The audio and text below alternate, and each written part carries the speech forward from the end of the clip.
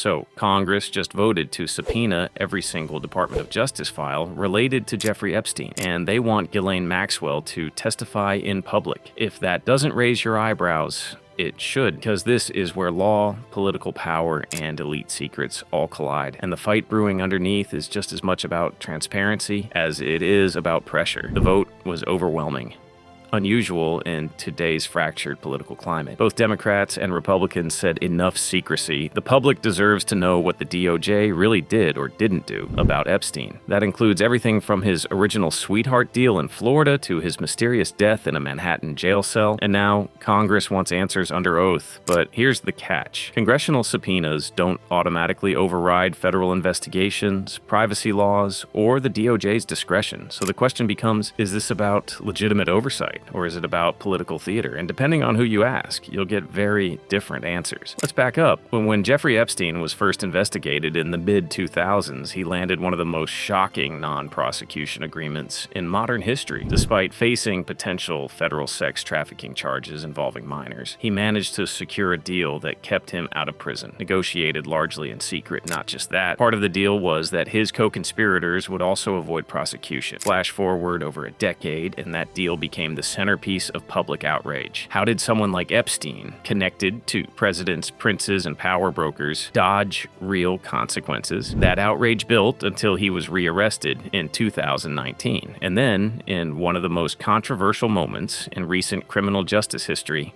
he died in custody under circumstances that still feel ripped from a conspiracy thriller. Enter Congress. For years, the DOJ has tightly guarded its internal files, but with increasing political pressure, especially after reports that some prominent names were redacted or left untouched in various investigations, lawmakers have had enough. Now, the House Oversight Committee wants it all. The logs, the interviews, the memos, even Ghislaine Maxwell herself, from her prison cell, is being called to testify. Why does that matter? Because when you subpoena a sitting federal prisoner, especially one convicted of sex trafficking, you're not just digging for facts. You're making a statement. You're signaling that not even the powerful are off limits. But here's where it gets legally messy. The DOJ doesn't have to comply with every congressional request. There are executive privilege concerns, ongoing investigations, privacy protections for victims, and yes, legitimate fears that releasing too much could derail potential prosecutions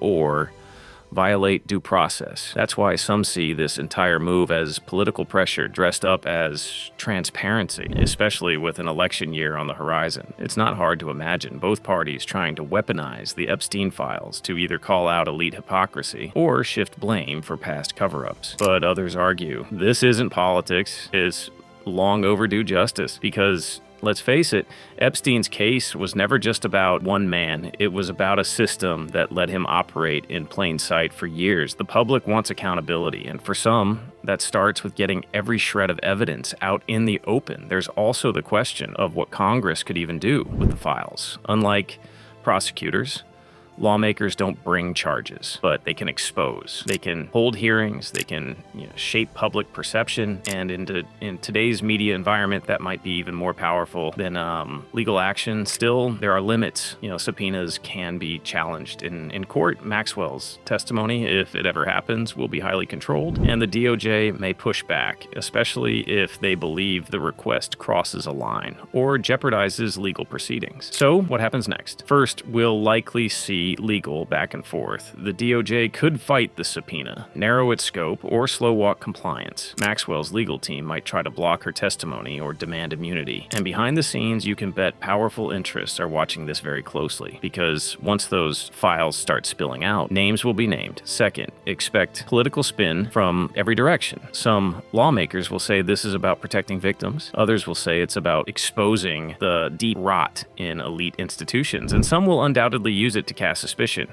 on their opponents, whether the evidence supports it or not. Third, keep an eye on what's not released. Redactions, delays, or missing files could reignite conspiracy theories. And if this turns into a drip-drip scandal, it could dominate headlines for months, especially if it connects to household names. Ultimately, this fight over the Epstein files is about more than just one case. It's about whether the American public has the right to know how power protects itself. It's about whether political pressure can finally crack open long-sealed vaults of elite misconduct. And it's about whether justice justice delayed is justice denied. Because make no mistake, how the DOJ responds, how Maxwell responds, will send a message, not just to survivors, not just to politicians, but to every single person who's ever wondered whether the system really works the same for the rich and powerful. So as this unfolds, stay skeptical. Watch who's pushing for sunlight and who's suddenly nervous about what might come out. Because while transparency is the stated goal, don't forget, the closer you get to the truth, the more dangerous the spotlight becomes. And if you're as curious as I am